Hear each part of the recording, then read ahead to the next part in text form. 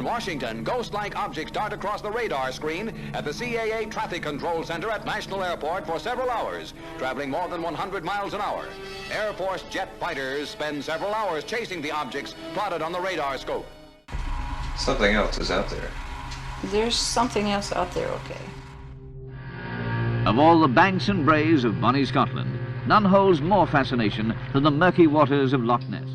Tell me, do you think there is life on other planets? Well, I'm not quite sure, but I suppose there would be. No, he seems definite. You seem Definitely. definite about it. How do you see this life and where? Oh, I've seen a flying saucer. Blackwater Media presents Darkfall. Real-life encounters with the paranormal and the unexplained.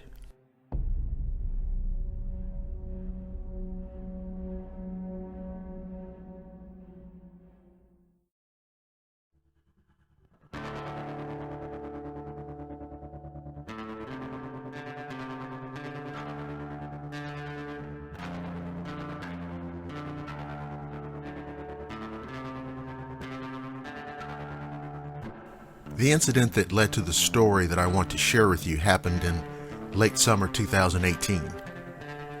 It was in the mountains of North Georgia. I'm a surveyor with 20 years experience in Georgia, Tennessee, Alabama, and North and South Carolina.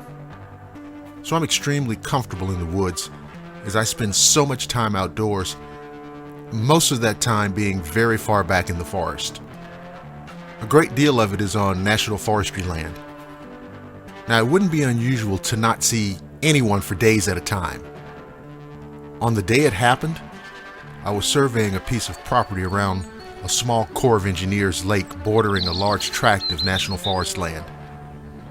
I was operating a robotic survey total station, which means you don't need a partner to run a survey crew, and instead of having 2 or 3 people on a crew, you generally work alone. The property was fairly large, approximately 500 acres made up of mostly steep mountains and hollows covered in dense mountain laurel.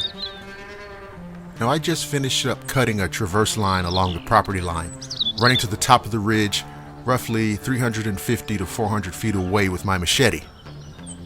Traverse lines are typically about 5 feet wide and cut as close to the ground as possible to ensure a line of sight for the instrument.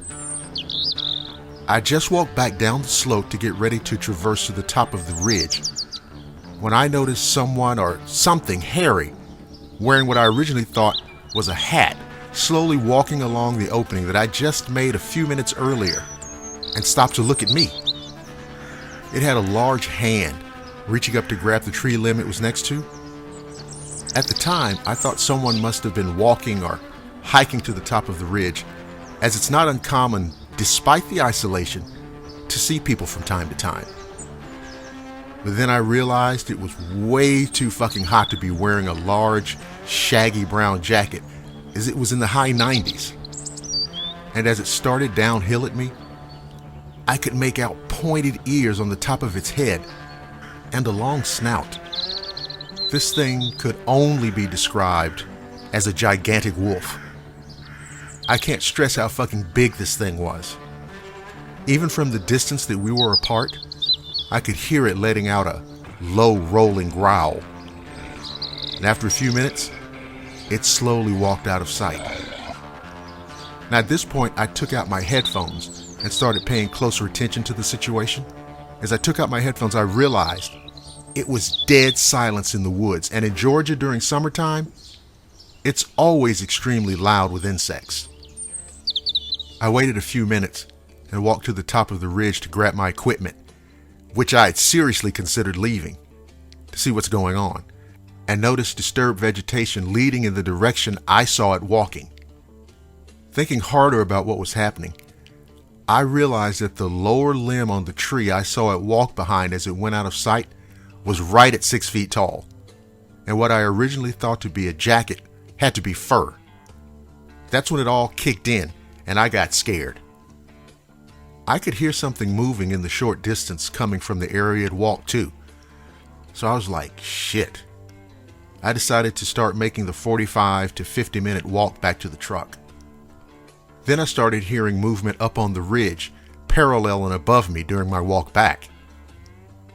I didn't think the creature was moving in reaction to me necessarily, but I damn sure wasn't willing to wait around and find out. I made it to the truck, and since then, I've only told 2 people about my experience. That was pretty much it as far as the encounter went. I know it wasn't a bear. I've been around them my whole life and seen them plenty of times. There was no mistaking what I saw for a bear. On top of that, I've been into the deep woods on many occasions and experienced all sounds and signs of life, and I've never seen them just disappear at the drop of a hat. I carry a pistol every day, and on some occasions, a short rifle if the job calls for it, due to bears, wild hogs, finding illegal pot growing operations, etc. But I can tell you, on the day I saw this creature, my weapon brought me zero comfort. I was scared to my very core. And I have a new sense of respect for the woods now. I'd advise that if you work alone in the woods, please pay attention to your surroundings. I think a lot about what might have happened if I hadn't looked up when I did, or if I'd been a little slower walking back downhill. If that goddamn thing had wanted to get me, I wouldn't be here today. I know now I was in just a few yards of a creature up on that ridge with no idea I was being shadowed by a monster. You know, people go missing all the time in the woods and are never seen again. And now I believe I know what takes some of them, because I've seen it. Now, whether you believe me or not is of no consequence to me. But it took me a long time to feel comfortable telling anyone about my experience. If it helps one person pay attention in the woods, I'd be happy to be called crazy over it. But as far as I'm concerned, it was a goddamn nightmare.